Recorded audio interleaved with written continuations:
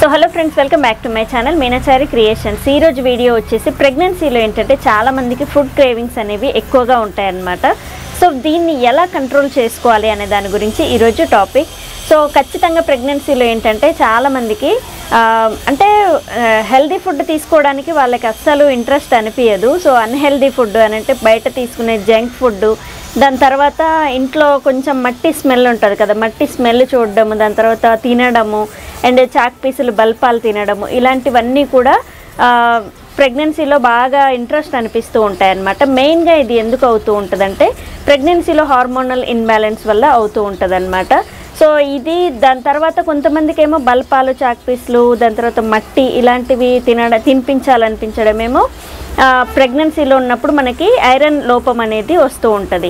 So anaemia problem ఎవరికైతే ఉంటుందో అంటే మనకి ఖచ్చితంగా బ్లడ్ పర్సంటేజ్ అనేది తక్కువగా ఉంటుంది చూసారా, వాళ్ళకి ఇలా క్రేవింగ్స్ అనేవి అనిపిస్తూ ఉంటాయి అన్నమాట. అంటే వాళ్ళకి బల్పాలు, చాక్ పీసులు, మట్టి ఇలాంటివి, బియ్యము, పచ్చి బియ్యము ఇలాంటివన్నీ కూడా తినాలనిపిస్తూ ఉంటాయి.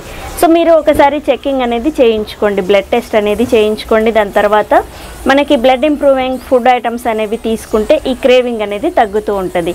అండ్ ఇంకా బయట తీసుకునే అన్హెల్దీ ఫుడ్ ఉంటుంది చూసారా, ఇది తీసుకోవడం వల్ల ఏంటంటే మనకి ఆ బేబీకే హార్మ్ చేస్తూ ఉంటుంది. కానీ కాకపోతే ప్రెగ్నెన్సీలో ఎక్కువగా ఇలాంటి ఫుడ్డే తీసుకోవాలని అనిపిస్తూ ఉంటుంది. సో ఇదేంటంటే ప్రోటీన్స్ అనేవి, కొంచెం ప్రోటీన్ ఫుడ్ అనేది మీరు బాగా తీసుకున్నారనుకోండి, లైక్ స్ప్రౌట్స్, దాని తర్వాత eggs, boiled eggs and milk, ఇలాంటివన్నీ కూడా మిల్క్కి పాల పదార్థాలు ఉంటాయి కదా, వీటన్నింటిలో ప్రోటీన్ అనేది రిచ్గా ఉంటుంది. సో ఇలాంటి ఫుడ్ ఐటమ్స్ తీసుకుంటే మీరు బయట నుంచి స్పైసీ ఫుడ్ కానీ అండ్ కొంచెం బయట చేసే ఫాస్ట్ ఫుడ్ ఇలాంటివన్నీ కూడా తినాలన్న క్రేవింగ్ అనేది కొంచెం తగ్గుతుందన్నమాట.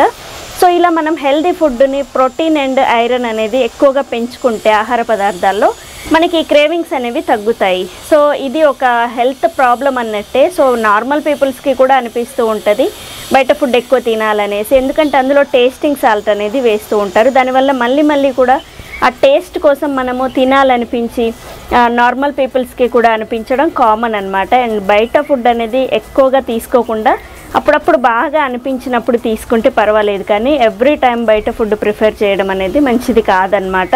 ఖచ్చితంగా అవాయిడ్ చేయండి. ప్రెగ్నెన్సీలో బయట ఫుడ్ అనేది మంచిది కాదు. అండ్ ఫుడ్ క్రేవింగ్స్, పులుపు లాంటి పదార్థాలు అండ్ దీనివల్ల ఏంటంటే గ్యాస్ ప్రాబ్లం అనేది వస్తూ ఉంటుంది. సో ఖచ్చితంగా పులుపు అనేది తగ్గించండి. ఎక్కువగా అనిపించేది స్వీట్ తినాలనిపించడం, పులుపు అండ్ మసాలా ఫుడ్, బయట తీసుకొచ్చే జంక్ ఫుడ్ అండ్ ఈ బలపాలు, మట్టి, చాక్ పీసులు ఇలాంటివి, ఈ 5 రకాల ఆహార పదార్థాలు అయితే ఎక్కువ క్రేవింగ్స్ అనేవి వస్తూ ఉంటాయి ప్రెగ్నెన్సీలో. ఇది ఖచ్చితంగా మన పేరెంట్స్ దగ్గర నుంచి అండ్ అంతకుముందు ఉన్న వాళ్ళ అమ్మలందరూ కూడా ఈ ఫుడ్ క్రేవింగ్స్ అనేవి వాళ్ళకు కూడా వచ్చాయి అన్నమాట. ఇప్పుడు మనకు అన్నీ అందుబాటులో ఉంటున్నాయి కాబట్టి అన్నీ తింటున్నాము. వెనకటికైతే మట్టి తినేవాళ్ళు ఎక్కువగా.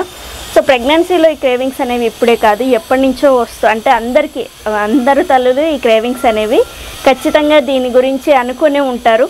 అండ్ ఫుడ్ తీసుకోవాలని బాగా తహతహలాడుతూ ఉండేవాళ్ళు. సో అది ప్రాబ్లం అనేది ఇదన్నమాట.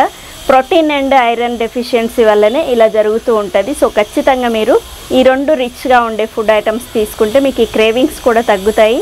అండ్ బాగా తినాలనిపించినప్పుడు మాత్రమే తినండి, కానీ మీరు అన్నీ అవాయిడ్ చేస్తే మంచిదన్నమాట. సో పులుపు ఎక్కువ తీసుకుంటే కూడా గ్యాస్ ప్రాబ్లం అనేది ప్రెగ్నెన్సీలో వస్తుంది. సో ఖచ్చితంగా అవాయిడ్ చేస్తే మంచిది. సో చూసారు కదా ఈరోజు వీడియో, ప్రెగ్నెన్సీలో ఉన్నప్పుడు ఈ ఫుడ్ క్రేవింగ్స్ గురించి వీడియో చేయండి అని అడిగారు కాబట్టి ఈరోజు ఈ వీడియో అనేది షేర్ చేస్తున్నాను.